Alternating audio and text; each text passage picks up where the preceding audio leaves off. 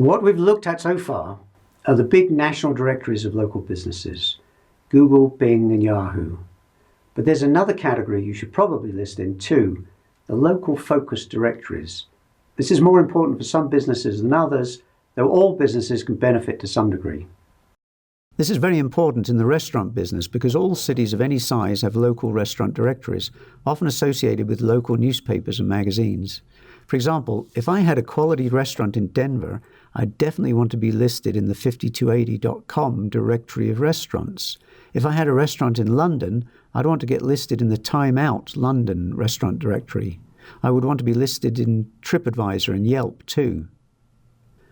Not only are these really valuable links, as you'll learn in the area of this course related to linking, these are what would be termed trusted links, but the directories themselves are popular and frequently used, so it's good to be in there for non-SEO purposes too.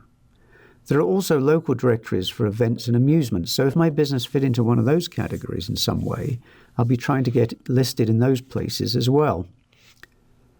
Then there are directories of local businesses that can be found in many cities, although these things do seem to be dying out somewhat. They were very popular in the early days of the internet, but they've been superseded to a great degree by the search engines and directories such as TripAdvisor and Yelp, but you may still run into them. Search for your city name and the word directory, and you may well find a few in your area still functioning. Getting in these additional directories can often bring you helpful links. The directory pages sometimes turn up in the search engines, and they can often generate traffic regardless of SEO benefits.